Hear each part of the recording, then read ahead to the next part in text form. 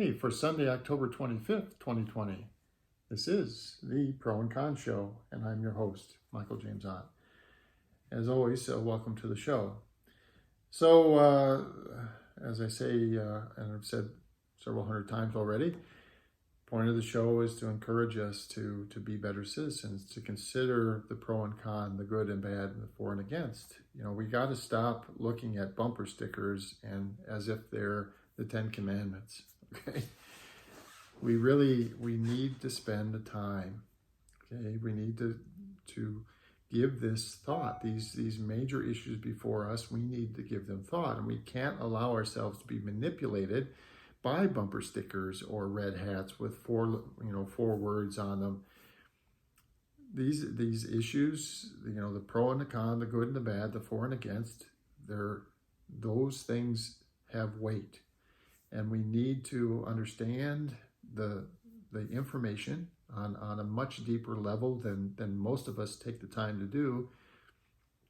And then, analyze what does that information mean, and then what is good, what is bad, and what do we want to do about it? And what can we do about it? And so, taking the time to consider all the phases of these important issues, and then ultimately, having spent considerable time, and in past shows I've proposed that we take a month, for example, and we talk about gun violence and gun control, and we just say, okay, this month of this year is going to be that topic, and we're going to start from the beginning and talk about basic information and people having very viewpoints and data and studies that they've done and all this other stuff to build up a platform of basic understanding and then carry it forward from there. So this is actually the fourth of a four-part series, excuse me, about abortion.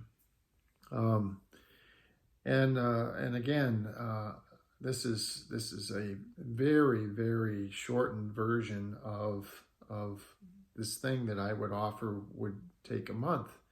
And maybe for abortion, maybe it would take even longer than a month to talk through these things and get to a place where we could provide the right structure and legislation to move forward. So in past shows, about abortion, we've talked about the fact that people just fundamentally like having sex, and they have sex all the time. And one of the outcomes of that can be, if there aren't things done, can be pregnancy. And then we talked about the different reasons why women want to have an abortion as opposed to carry their child to term.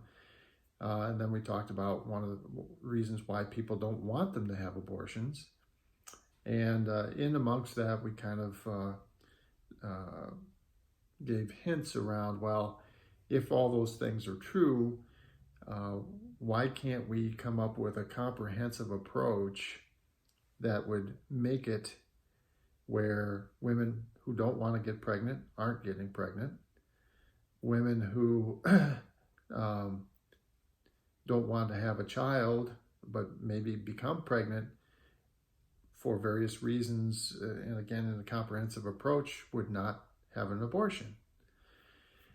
And so I kind of touched on this during one of the previous shows, is that we don't, as a nation, we actually aren't very good in this whole health of newborns.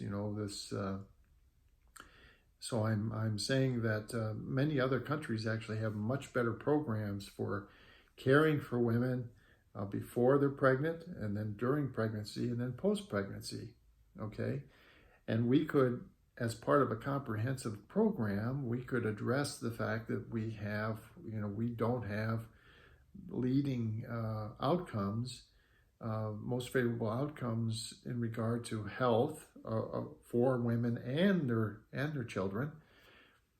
And we could address these ongoing issues with pregnancy and unwanted pregnancy and abortion and adoption and inability to adopt and all these kinds of things. We could look at this on a larger scale, on a more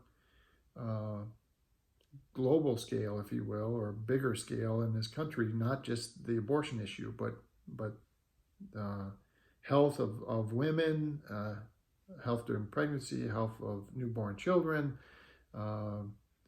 adoption, things, all kinds of stuff like that.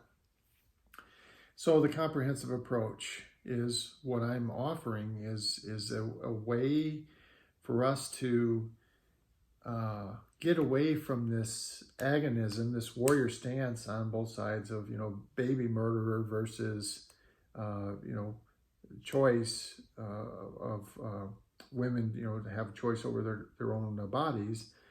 And we could step away from that and give all of us a much better program.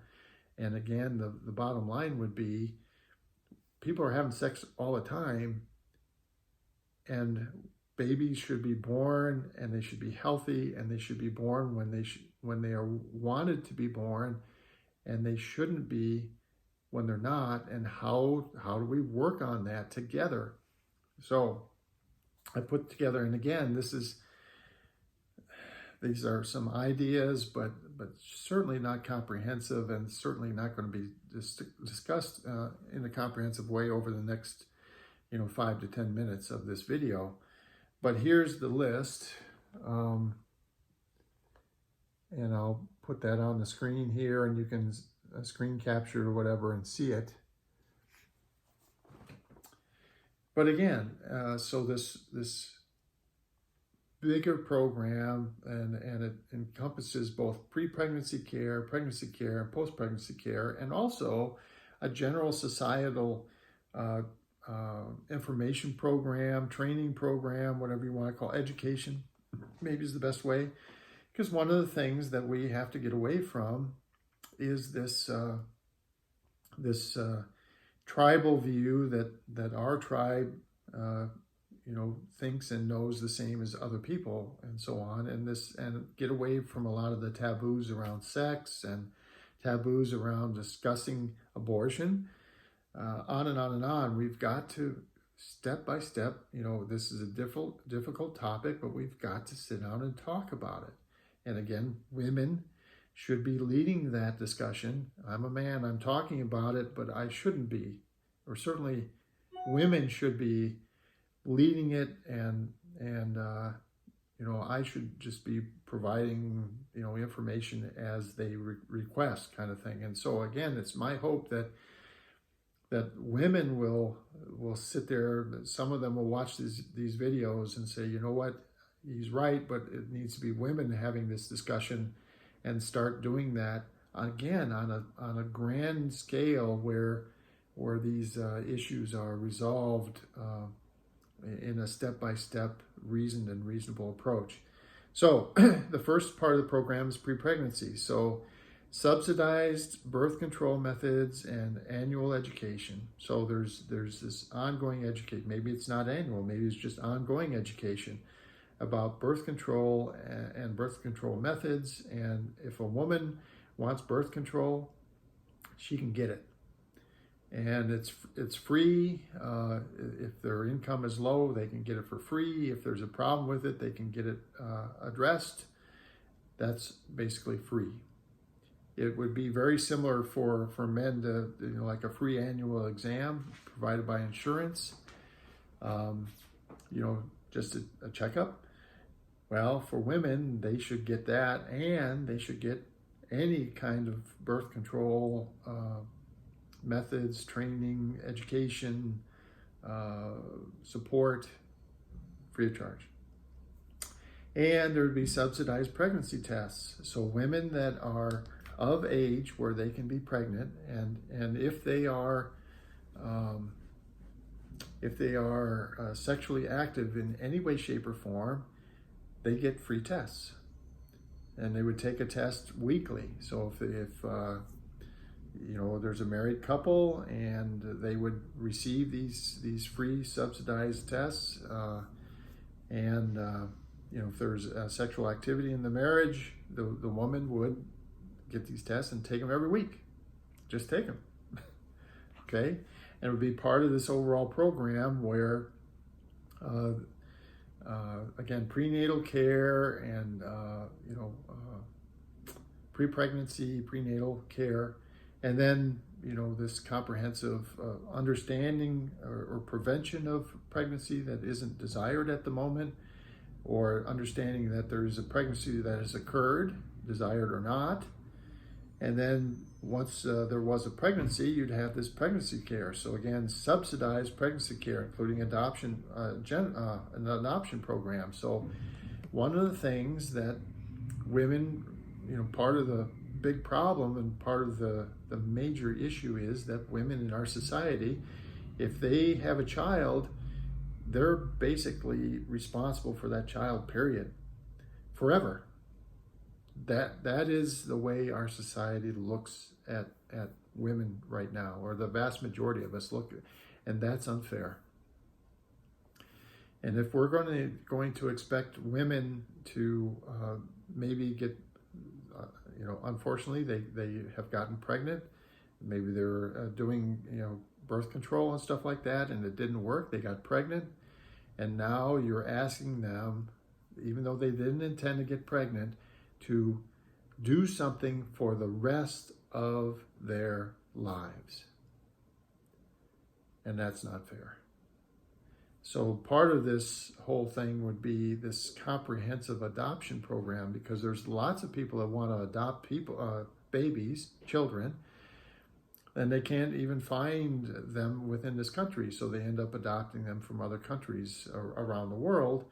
Again, a comprehensive program to make sure that if a woman does become pregnant and it was unintentional, and the woman does not want to stay that way, that she knows there's already this, she's already had all this education, everything, she knows there's this comprehensive program where she can acceptably, by the way, get rid of the taboos, give up her child for adoption if she carries the term. And society is going to give her support all along the way. It's not her, even during the pregnancy, that has to pay for all this or has to support this. Society, these programs are going to support her. Because the potential in only 1 in 4 or 1 in 5 conceptions actually become pregnancies, perhaps there should be a day after treatment, if you will, during those first couple of weeks. So a woman, again, she's sexually active, she's taken a test, the test becomes positive. There are these so-called morning after medical treatments where she would not be pregnant anymore, or it would ensure that 20% chance that she would carry that child to term would essentially be eliminated. Again, a potential option here. And then abortions after 5 weeks would generally not be allowed unless it's a case of rape, incest, severe birth defects, and other severe issues. So again, it's trying to get this thing in a comprehensive way where people, regardless of where they currently are on the abortion spectrum, viewpoint, they would say, okay, this is a way to get that 500,000 to 1 million abortions per year down to 5,000 or 10,000 or something. And so it would be a very rare occurrence. And along the way, by the way, healthier women, healthier babies, healthier children going forward. And then there would be post-pregnancy care. So there was pre-pregnancy, pregnancy, and then post-pregnancy care. So again, adoption programs, fully vetted, well supported, and known all along the way. And then the first months after pregnancy. So women also, because of the hormone changes and stuff like that, they also go through, many of them, post-pregnancy, issues. And so sometimes they need counseling, or sometimes they need some prescription things to help them, kind of return to a non-pregnant state in a good way. And again, this would all be, and the children, okay? So the child, the whatever child is born from these pregnancies would get comprehensive support, to make sure that they're being fed and being cared for in a very high quality way, so that the overall health of all the people involved would be much better than under the current systems. All right, so that's the 4-part adoption series. I've done them once or twice in the past, said very similar things, of course. And again, would offer that our nation, and especially the women of our nation, would do these things, only, it seems to me, a much more detailed, much more comprehensive way over a course of a month or 2 months or 5 months or whatever, but step by step, build that foundation of understanding data and stuff like that, and then talk about bigger programs that would support them across the spectrum. And basically make it, the fundamental idea is to make it where women just don't look at abortion as an option that they wouldn't want to choose. Okay? A fundamental difference here. You make the life, the system, the society around this so that women just say, you know what, I didn't get pregnant in the first place when I didn't want to. And then on the rare occasions when I did get pregnant and I didn't want to, there was this comprehensive system that supported me and supported my future child in a way that I felt comfortable. Yes, I could take this child to term.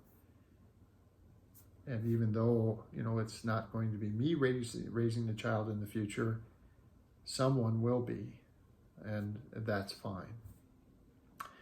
Anyway, for the Pro and Con Show, my name is Michael James Ott, and until the next show, bye for now.